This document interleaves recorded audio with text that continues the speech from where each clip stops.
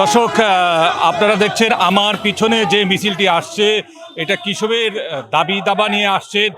কাউয়াদিঘি হাওর অর্থাৎ মনু প্রকল্পের ভেতর যে জলাবদ্ধতা সৃষ্টি হয়েছে, সেই সৃষ্টি জলাবদ্ধতার কারণে আজকে তারা প্রতিবাদ মিছিল করেছেন। এবং এই প্রতিবাদ মিছিলে তারা যেটা দাবি তুলেছেন যে কাউয়াদিঘি হাওর অর্থাৎ মনু প্রকল্পের ভিতর যে হাওরটি আছে, এই হাওরের পানি যাতে সেচ দেওয়া হয়। এখানে কৃষকরা বোরো ফসল হারিয়েছেন, এখন তারা আমন চাষ করবে, আমনের চারা তারা লাগিয়েছেন। আমনের চারা জমিতে পানি উঠে গেছে এবং আমনের যে জমিগুলো চারা লাগাবেন সেই জমিতেও তারা বলছেন যে কোনো কোনো জমিতে হাঁটু পানি, কোনো কোনো জমিতে কোমর পানি আছে। এটা হলো পানি উন্নয়ন বোর্ড সেচ না দেওয়ার কারণে তাদের জমিতে পানি লেগে আছে। সে কারণে আমরা দেখছি মৌলভীবাজার প্রেস ক্লাবের সামন থেকে এখন তারা মিছিল সহকারে জেলা প্রশাসনের কার্যালয়ে তারা প্রতিবাদ করে আসছেন, যাতে দ্রুত সময়ের মধ্যে এই পানি নিষ্কাশন করে পানি উন্নয়ন বোর্ড, সেই দাবিতেই তারা আজকে মিছিল করে আসছেন। দর্শক, আপনারা দেখছেন এখানে প্রান্তিক কৃষক আছেন, কৃষক নেতারাও আছেন, তারা প্রতিবাদ করছেন। তারা অনেকেই তাদের কৃষি সরঞ্জাম হাতে নিয়ে এই মিছিলে যোগদান করেছেন। এখন তারা জেলা প্রশাসক কার্যালয়ের সামনে তারা যাচ্ছেন, কিছুক্ষণের মধ্যে সেখানে পৌঁছবেন এবং সেখানে তারা যারা কৃষক নেতারা জানিয়েছেন যে জেলা প্রশাসকের কাছে তারা একটি স্মারকলিপি দিবেন। সেই স্মারকলিপিতে তারা দাবি করেছেন যে দ্রুত সময়ের মধ্যে কৃষকদের জমি থেকে পানি নিষ্কাশন করে কৃষকদের ধানের চারা লাগানোর সুবিধা করে দেওয়ার জন্য। তো আমরা দেখি, আপনাদের সাথে কথা বলবো, আরো কিছু কৃষকরা আছেন, আমরা তাদের সাথে কথা বলবো। দর্শক দেখছেন তারা জেলা প্রশাসক কার্যালয়ে পৌঁছে গেছেন মিছিল নিয়ে। তাদের একটাই দাবি, হাওরের প্রকল্পের ভিতর হাওরের পানি নিষ্কাশন করা। তো আমরা আপনাদেরকে সেই মিছিলটি আপনাদেরকে দেখাচ্ছি। দর্শক, যে প্রতিবাদী মিছিলটা এখন জেলা প্রশাসক কার্যালয়ের সম্মুখে আছে।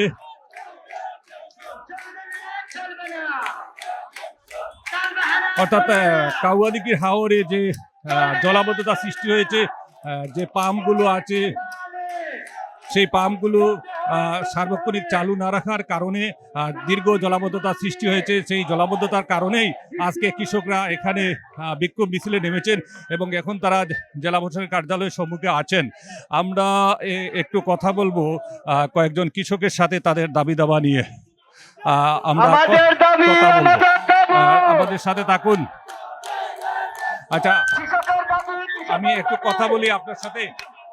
আপনি তো এই আন্দোলনে আসছেন, আপনার জমির অবস্থাটা কি আমাদের একটু জানাবেন? আমার জমির অবস্থা বাবা আছে 8 জায়গা পানির নিচে, আমি ইয়ে করতে পারি না। আমার আলি ওই দেখবা বুড়ো যাবার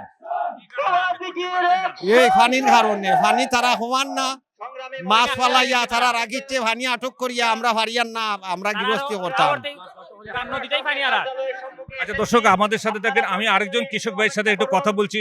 তিনি কি বলেন, আপনার কতটুকু জমি আপনি চাষাবাদের জন্য প্রস্তুত করতে যাচ্ছেন এবং কেন আপনি জমিতে চারা লাগাতে পারছেন না, সেই কথাটা একটু দর্শকদের বলবেন। আসসালামু আলাইকুম।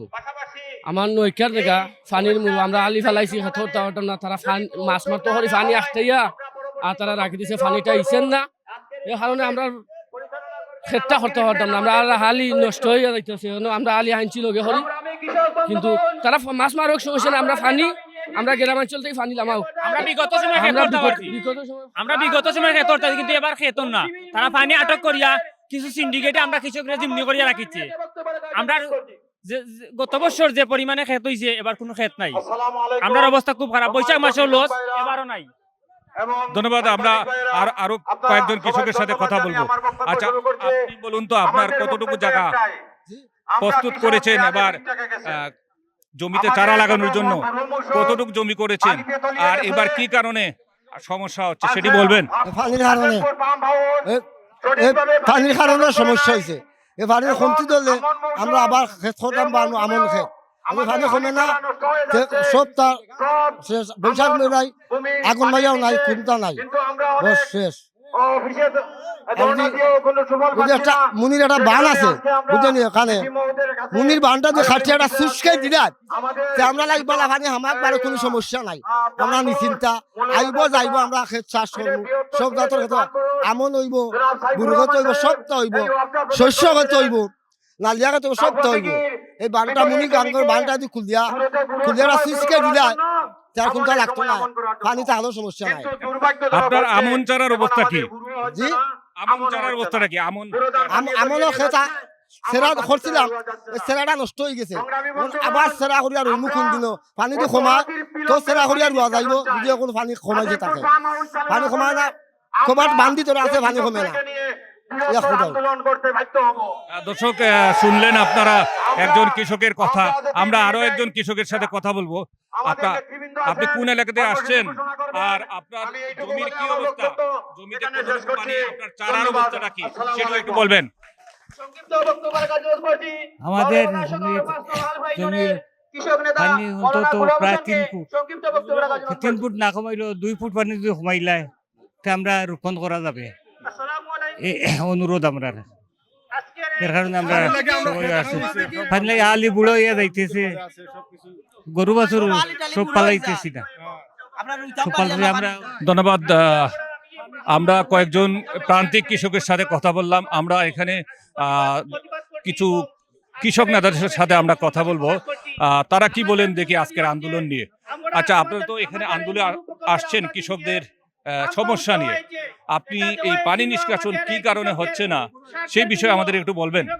ধন্যবাদ। আমরা যেটি দেখছি যে পানি উন্নয়ন বোর্ড যে গল্প বলছে সেটি হাস্যকর গল্প। সে বলছে যে এই পানি নিষ্কাশ করতে 60 থেকে 70 দিন লাগবে। 70 দিন যদি লাগে তাহলে তো আমন ধানের আর কোনো অস্তিত্ব থাকবে না। দ্বিতীয় বিষয় হচ্ছে তার এখানে যে পাম্প হাউস আছে সেখানে 60টি পাম্প হাউস আছে, 3টা চালায় 2টা চালায় এবং 3 ঘন্টা 4 ঘন্টা বেশি চালায় না, বলে যে পল্লী বিদ্যুৎ তাদেরকে বিদ্যুৎ দেয় না। কিন্তু পল্লী বিদ্যুৎ যদি বিদ্যুৎ দেয় না তাহলে এর জন্য আমরা পল্লী বিদ্যুৎকে দায়ী করবে, পল্লী বিদ্যুৎ বলবে যে বিদ্যুৎ দিতে হবে। এটা একটা জনগুরুত্বপূর্ণ একটা বিষয়, কিন্তু এখানে বিদ্যুৎ ওরা বলছে যে বিদ্যুৎ থাকে না। তৃতীয়ত যে বিষয়টি হচ্ছে এখানে মাছ চাষি যারা করেন তাদের পক্ষে তাদের কোনো একটি ষড়যন্ত্র আছে আমাদের কাছে মনে হয়। আমরা মাছ চাষের বিরুদ্ধে না, আমরা ধানও চাই মাছও চাই, কিন্তু দুইটি পক্ষ যদি বিবাদমান থাকে তাহলে ধানের উৎপাদন হবে না, মাছের উৎপাদন হবে না। আমরা চাই পানি একটা নির্দিষ্ট মাত্রায় থাকুক, যাতে ধানও হয় মাছও হয়। ধন্যবাদ। ধন্যবাদ। সুপ্রিয় দর্শক, আপনারা এতক্ষণ একজন কৃষক নেতার বক্তব্য শুনলাম।